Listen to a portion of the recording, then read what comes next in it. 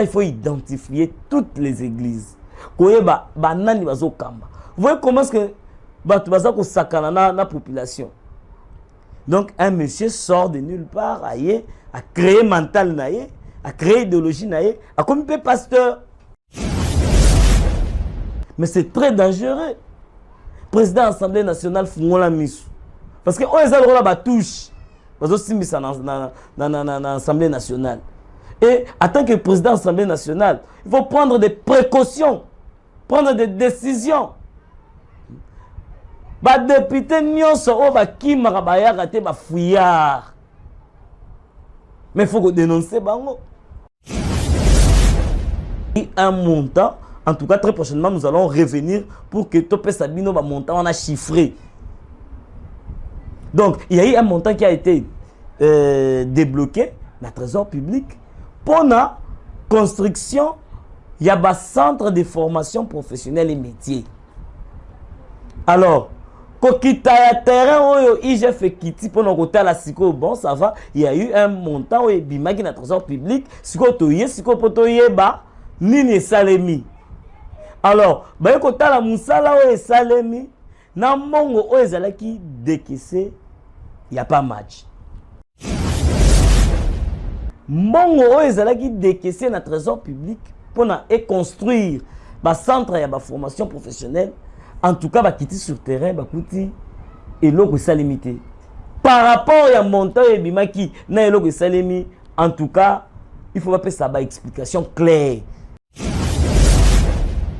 Et marché n'a profit de la population. C'est-à-dire, et sous la population, justice est au centre des affaires et non intérêt personnel au centre des affaires.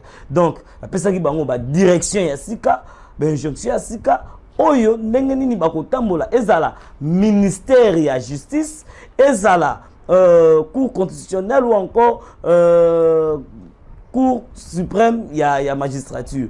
Tout ça, bango nyonso en tout cas, esengela ki bazala na idéologie moko oya koyeba kite la justice élève une nation. Parce que tant que bango nyonso bakozala kaka oya raisonner na ndenge na ye, oya ke na ndenge na ye, oya pesipe ba vie na ye na ndenge na ye, contradiction bando salema nde au lieu que ba avancer salema à chaque fois bando zala kaka ba tiraillement une fois ba kutani oya tirer sur oyo pe akoluka a répliquer sur oyo. Nous voyons déjà bravo au ministre de la Justice Constant Mutamba Zanango. Tout ça, on a un effort nyonso à Zanango. Et puis, nos magistrats aussi sont en train de faire beaucoup d'efforts parce que le système oyo régime ya qualité kaki.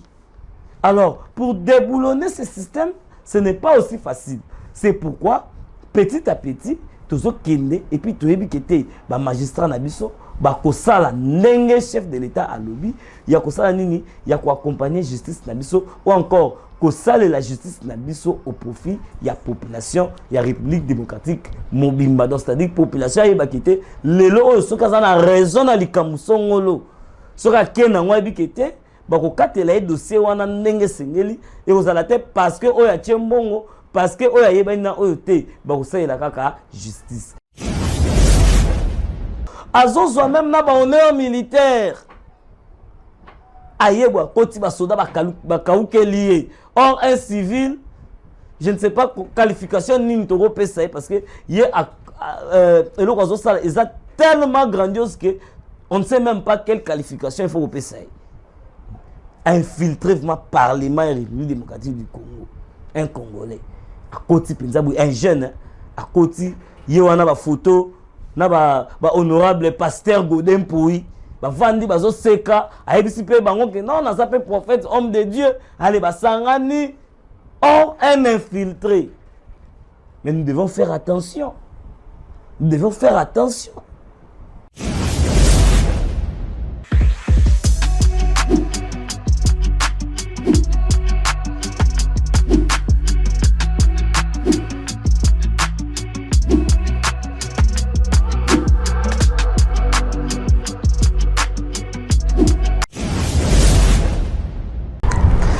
Voilà, fidèle internaute, encore une fois, c'est un plaisir pour moi de vous retrouver encore nombreux connectés, branchés sur Ertinan Télévision en tout cas, toujours dans les cadres de votre émission Mise au point, une émission où nous venons traiter des questions d'actualité politique, une émission où nous mettons des points sur les i et les barres sur les t. Donc vous êtes déjà nombreux en train de nous suivre partout dans le monde. N'oubliez pas de vous abonner, partager l'émission, liker et surtout vos commentaires en tout cas pour montrer que nous sommes ensemble en tout cas. Merci à Francis Matobo qui nous suit depuis la France. Merci à toi. Merci à Clotilde Ngondi. Merci à PDG Will Boukeni. Merci à Betty Boana Océan. Merci à tous les abonnés de Ertinan Télévision. Donc, en tout cas, pour cette marque de confiance que vous continuez toujours à nous donner. Donc, aujourd'hui, nous sommes revenus rapidement pour faire une mise au point. Mise au point sur la question d'actualité politique. Donc, nous allons parler d'abord de Fatih qui a réuni tous les responsables du secteur, du secteur judiciaire. En tout cas, donc, nous allons en parler au cours de cette émission. Félix Tshisekedi, Asangisaki, responsable du secteur, il y a justice, c'est-à-dire président de la Cour suprême, il y a Cour constitutionnelle plutôt, président de la Cour constitutionnelle, président il y a Cour supérieure, il y a magistrat, et puis ministre, il y a justice. En tout cas, qui autour d'une table, parce que il n'y a pas longtemps, entre magistrat et ministre de la justice. Alors, lui-même, le président de la République attend que le magistrat suprême, en tout cas, avant de ce qui est autour d'une table, et nous allons faire des mises au point ensemble avec vous. Donc, nous allons aussi parler de l'affaire Israël Bongo Lor. Israël Bongo Lor. Je ne sais pas si tu prononces bien parce que identité naïe, ils ont échappé dans nos bateaux. Est-ce que réellement c'est un Congolais? Donc ce sont des questions que nous devons nous poser. Est-ce que Israël Bongo wana aza Congolais à solo? Parce que tu es barabiso ba Congolais tous en ba Congo. Donc comme on a vu c'est zalara nom, poste nom, prénom. Mais yesiko aza Israël Bongo Lor. Est-ce que Bongo wana to prononcer en mabete? Est-ce que par hasard il cause la qui non Israël Bongo? Tout ça, ce sont des questions que nous allons nous poser au cours de cette émission. Donc, en tout cas, ancienne ministre à formation professionnelle, Yépe a interdit Yakobima dans la République démocratique du Congo. IGF a fait déjà un résultat. Pendant le baqueté, il y a eu détournement. Ça va positionner et puis tout ça clair na dossier auto énuméré au cours de cette émission. Déjà place aux amis motena yo pe banda pe déjà pour partager l'émission pour que bande gozo na biso ba rejoindre biso. Donc revenons avec notre premier point qui a président de la République Félix Antoine Tshisekedi Tshilombo o ya sangisi responsable il y a secteur judiciaire c'est-à-dire président de la Cour constitutionnelle, président il y a Conseil supérieur des magistratures et puis ministre, il y a justice.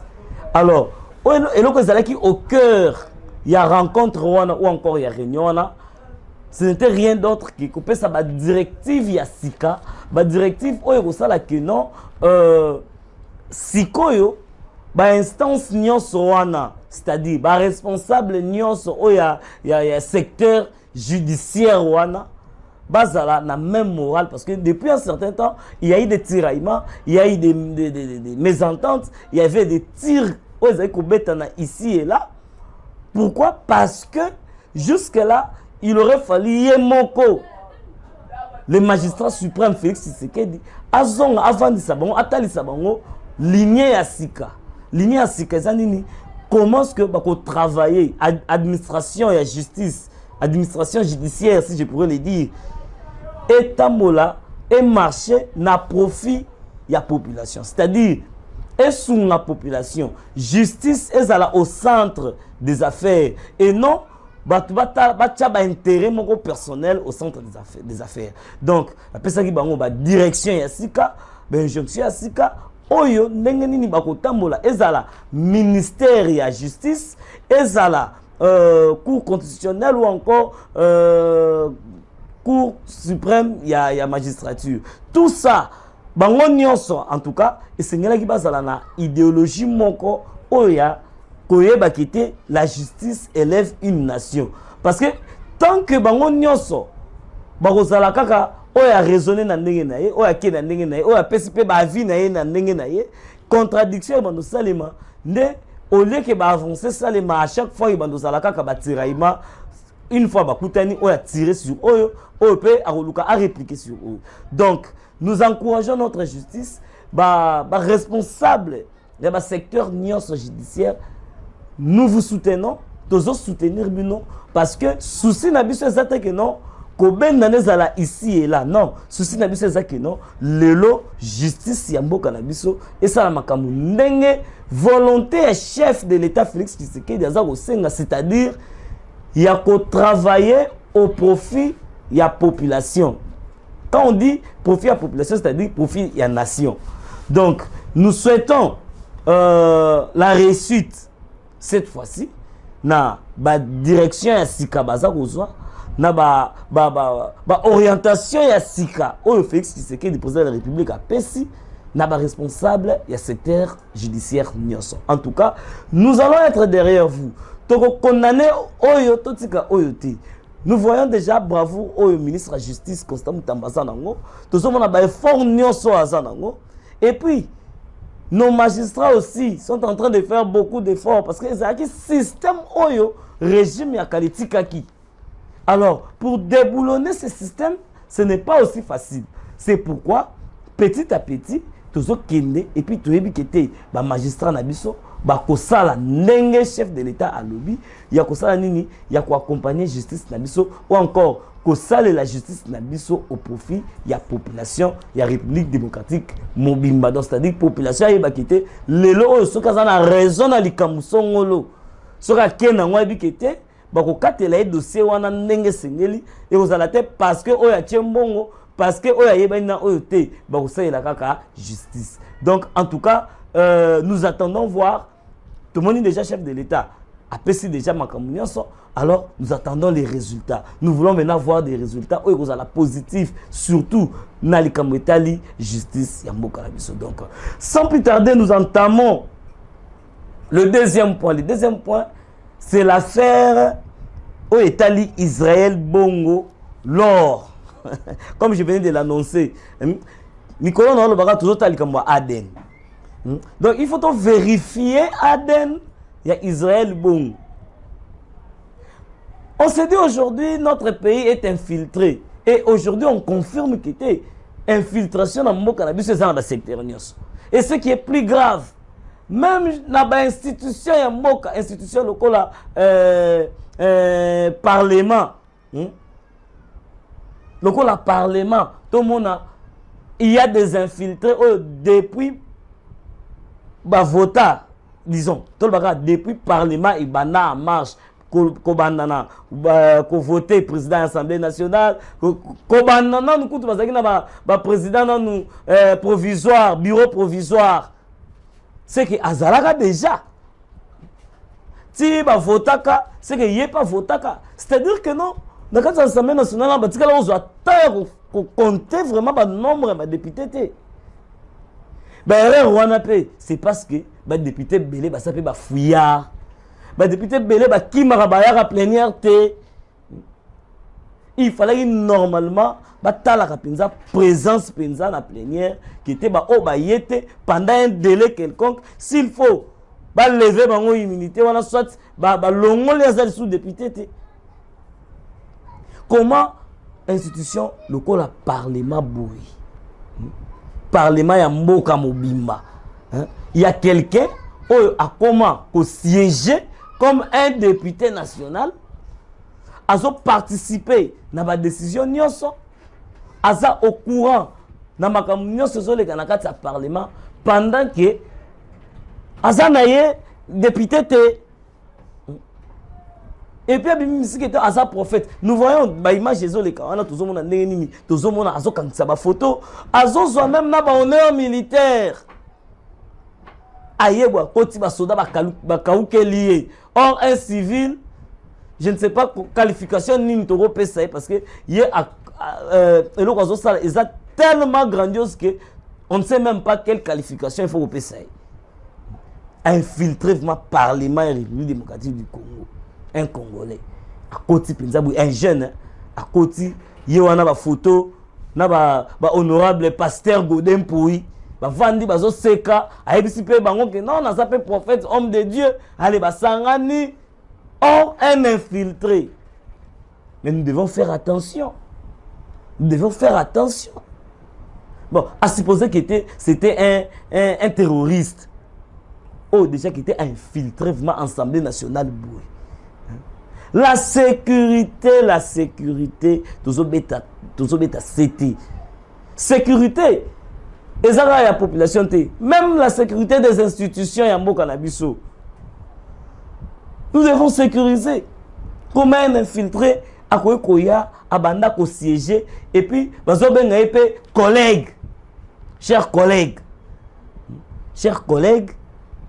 aïe, bazawana, azo recevoir ba honneur militaire, azana ba lobi pe que non, ba voter motion moko boye quelconque qui sont pour, yé pas Tomoli Moussapi, qui sont contre, yé pas Tomoli Moussapi.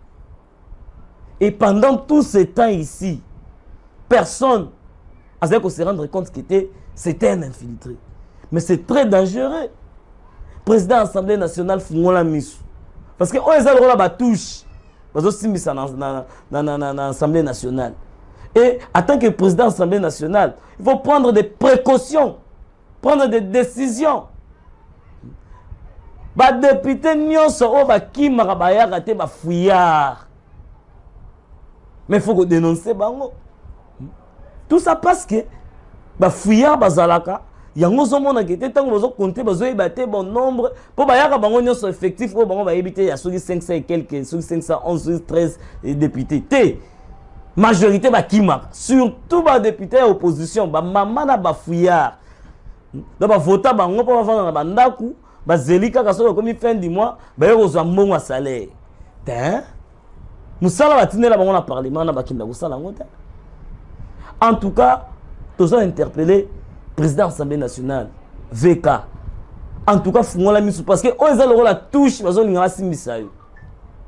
Quand c'est infiltré, dans l'Assemblée nationale, un temps, quand on a un engagé qui zeng, nous devons comprendre.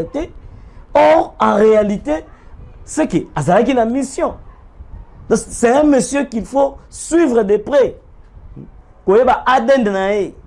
Il faut que Aden, il y a Israël. Israël bongo. Tu évites surtout Israël bongo. Tu Israël bongo. Il faut que la source, la origine. Et qu'est-ce qui lui a poussé? Il y a ça la bongo. Idée on est outi wapi. Mais lorsque nous voyons dans les réseaux sociaux déjà, tout le monde est déjà tenu à prison. C'est-à-dire que non, c'est un monsieur déjà à côté déjà à prison. C'est-à-dire c'est un monsieur déjà malfrant. Bato déjà ça ba commentaire déjà ba acte parce que ceux qui déjà tout le monde va photo na bimi il y a que non azalaka déjà en prison. C'est-à-dire que c'est un élément à craindre. Et nous ne savons pas qu'est-ce qu'il a déjà fait dans l'Assemblée nationale pendant tout ce temps où il y a Zagozala. Alors président de l'Assemblée nationale Vital Kamerhe Fungola Misu. En tout cas, nous allons vous laisser suivre un peu ces images ici. Bon, on a nini ba kangaki ye. Obi kete zalaka chaque jour zaka dimanche te. 99 jours ya yo moibi. Mais jour moko kaka so ba kangi yo c'est bébé. Suivons un peu ces images et on se retrouve tout juste après. Demandez à Honorable de quitter le parti. Mais tu l'as plaidé. Collègue, il venait de vous appeler collègue. Oui, aujourd'hui là. Je ne sais pas tout ça. Chaque fois. Écoute, c'est pas tout ça. Ton fan je présente partout.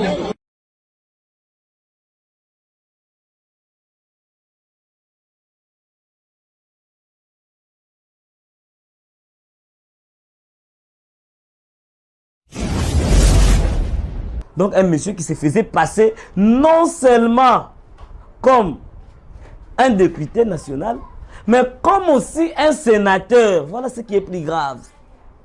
Yemokwana aza sénateur, Yemokwana aza député, Yemokwana aza lisusu prophète. C'est pourquoi l'église nyonso eza na République démocratique du Congo, il faut l'identifier. Ministre de la Justice, donc déjà le bagelo moko boye que non 500 mètres nde ba ko tia église pour le comment ba église comment ba fara église kuna église côté église et de l'autre côté là-bas église non. Maintenant il faut identifier toutes les églises. Koyeba banani bazo kamba. Vous voyez comment est-ce que batu baza ko sakana na population. Donc un monsieur sort de nulle part a créé mental naie, a créé idéologie naie, a comme pasteur. Et puis bato pe ba kenda na église, bindimela monika un jeune comme ça et parce que c'est un jeune non, il est appelé. Non, vous savez pour être pasteur même la Bible il y a des conditions. Pour être pasteur, il y a aussi des conditions. Alors, est-ce que vous êtes là, pasteur, on va remplir les conditions? Du coup, comme ça, il se lève un bon matin, maman va comme prophète. Et à Fungoli l'église, il y a l'équipe dans les réseaux sociaux, surtout qui était YouTube et comment nango, il y a Fungoli chaîne YouTube, à comme côté, à celle appel de fonds. Encore maman va ngolo makambo wana te prophète moko bimi boy. Allez, appel de fonds, wana batini bambongo. Non. Trop, c'est trop dans ce pays. Il y a un laisser-aller. Ministre de la Justice continue toujours à traquer les prédateurs nyonso. Batu nyonso bazo commettre des actes condamnables par la loi. En tout cas, il ne faut pas tirer beaucoup place dans la prison. Donc, Yemokwana député, Yemokwana sénateur, Yemokwana prophète. En tout cas, nous allons suivre ces dossiers de près. Tokolande la yango, toyeba finalité. Nana tindaki, idée wana utaki wapi et qui est derrière lui? Parce que nous avons ce courage et puis qu'on infiltrer Assemblée nationale. Mais ça c'est fort. Tout sauf ça. Et on a pas comme qu'on bangi ça. Même dans le Sénat, on a pas fou, on a pas mis peut-être infiltrer pe bazakuna.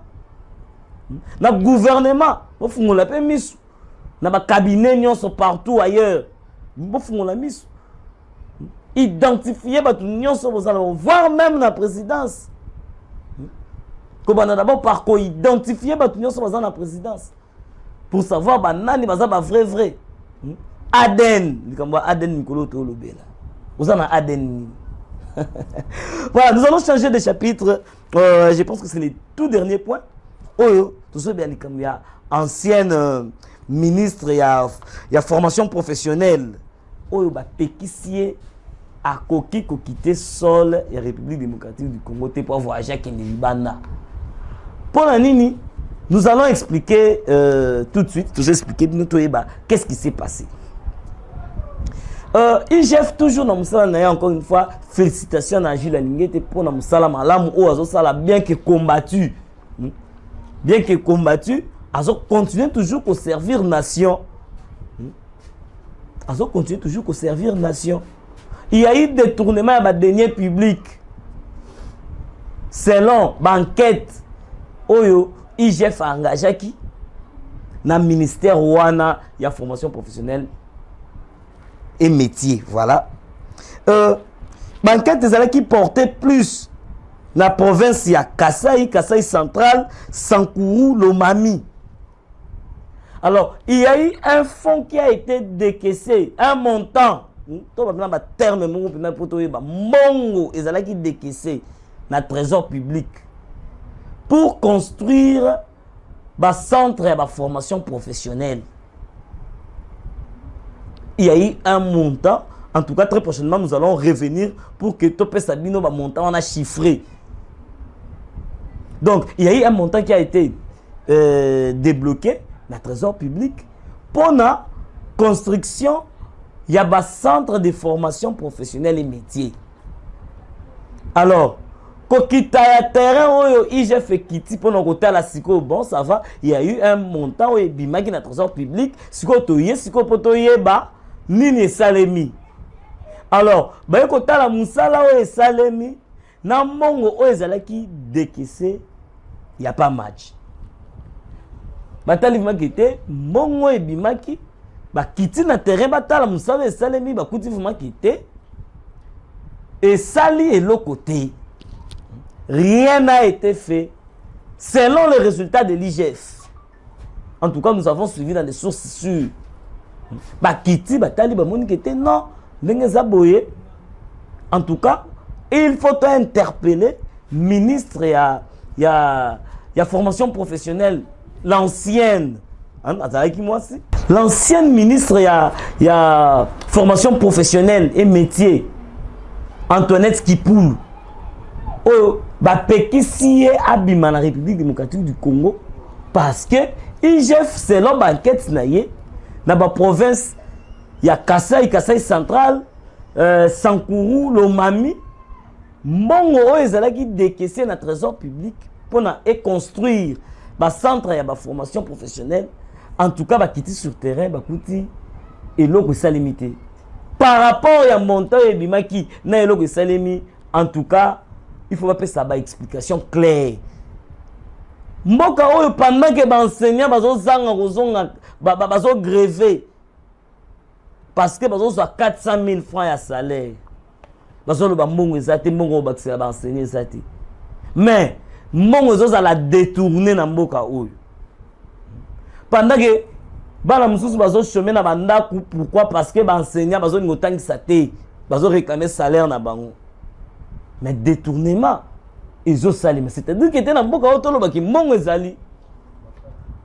Mbongo ezali. Donc batika ko kosa ba enseignant que mbongo ezate, mbongo ezali. Ba futa ba enseignant. Il faut pas foutre à enseignant, bah détournement boué.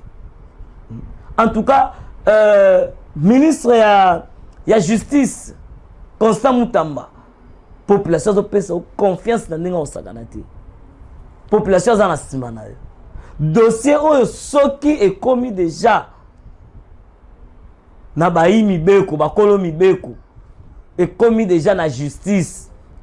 En tout cas, tolingi te que non ba jar ya ba oyo to te ko mona ya ba ye ba fundi mutu na détournement aller ba kangi après 2 jours 3 jours ba libérer te tout ça na posa tout monde a vraiment qui était ba le détournement ba démontrango mibeko elandeli justice elandeli yango c'est qu'il faut mutu a subir ba peine mutu a subir ba peine.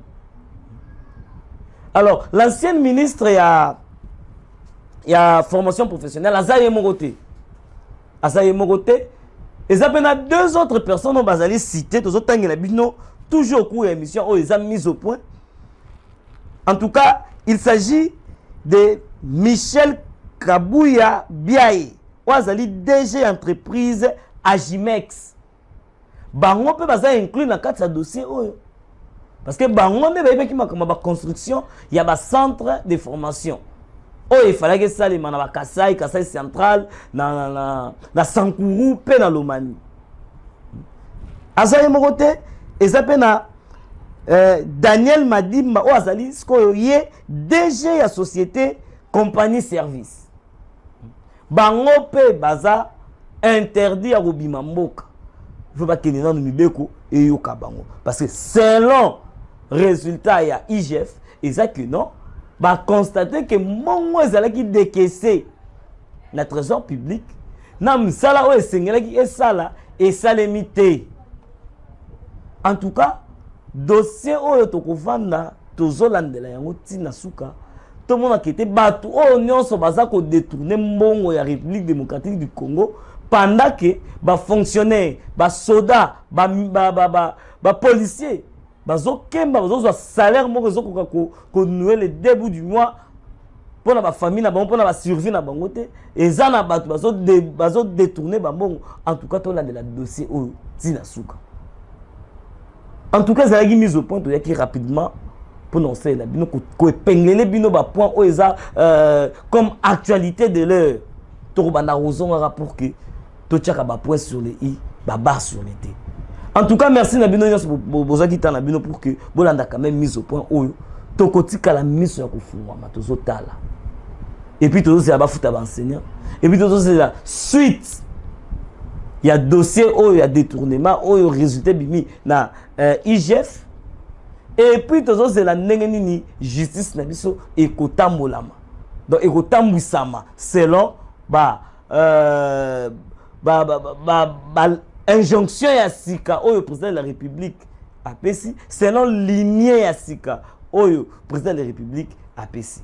En tout cas, tout comme Nasuka, grand merci na bino en tout cas, merci na confiance au Bopesi biso, partagez l'émission Mtolandi biso ko bosanate, s'abonner malamako pour que prochainement tant que vous allez sous en tout cas, vous allez déjà notifié. Merci l'équipe technique si ma caméra zalaki Maître Gims soit assuré qui, en tout cas, merci Nayo, assistance à BG Manda Rosala toujours, Wana toujours, Pemeni toujours, pour nous assister à Bisso. Merci à la réalisation, il y a Whisky Wishi, oui, ça vient giga autrement dit.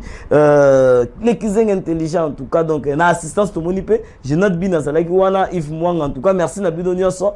Merci pour nous abonner, nous besoin continuer toujours de s'abonner. En tout cas, bon partager l'émission et surtout bon liker, bon tirer l'émission, bon commenter à Nabino. Ngai Nabino te koutani très prochainement pour un autre numéro toujours avec le même plaisir. Ciao.